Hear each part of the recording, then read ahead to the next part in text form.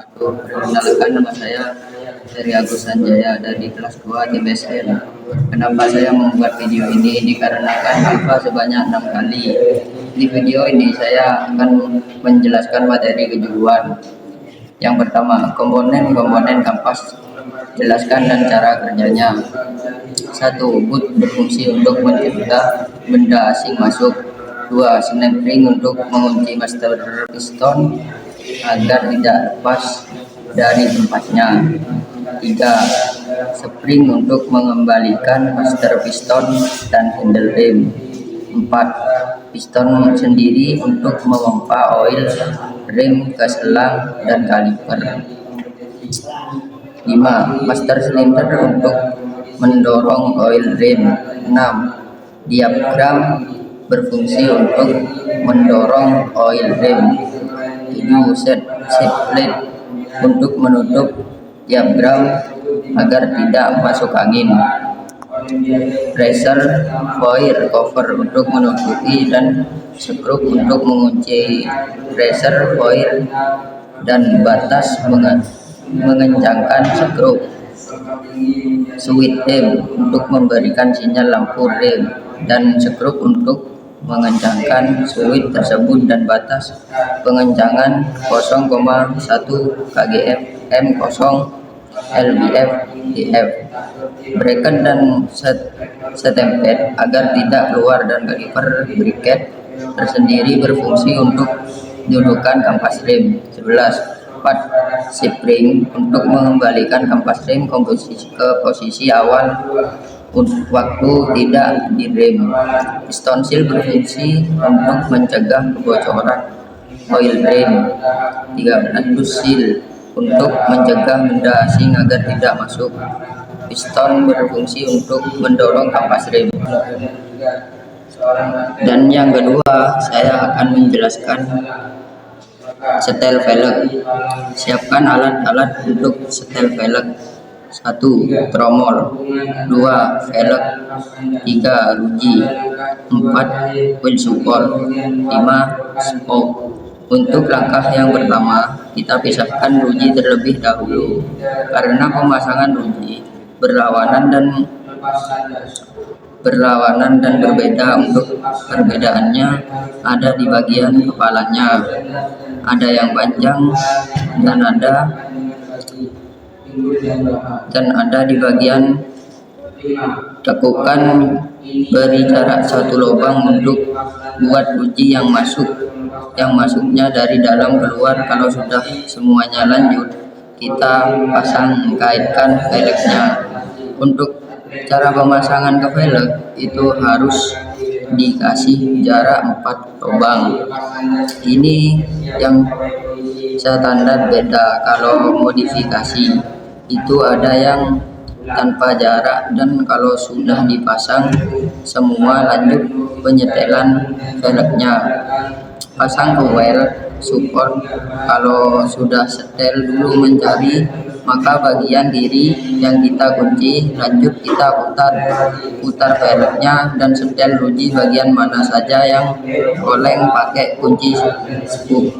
Dirasa untuk bulat velgnya, lalu lanjut penyetelan ruji. Kanan kiri, yang pertama itu harus kanan dulu lalu kiri. Jika sudah center secara bersamaan, dan keamanan dalam bekerja itu harus pakai sarung tangan agar tidak luka atau terjepit alat wheel support.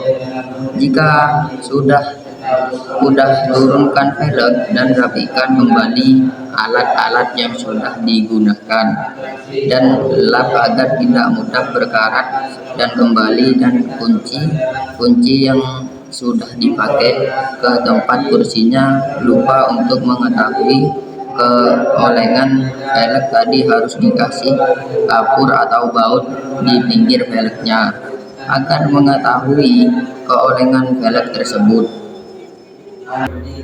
Dan yang ketiga, saya akan menjelaskan pengukuran blok silinder.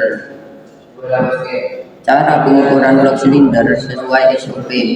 Komponen alatnya: mikrometer, jangka sorong, morget, serot, pasar, dan koyer, jarum, jam. Lapain tahap pengukuran. 1. Pertama, ukur blok tersebut dengan jangka sorong dan hasilnya 50. 2. Lalu kalibrasikan mikrometer tersebut, dan apabila mikrometer sudah dikalibrasi, lepas bagian bore gauge, pasang loop dan washer sesuai ukurannya.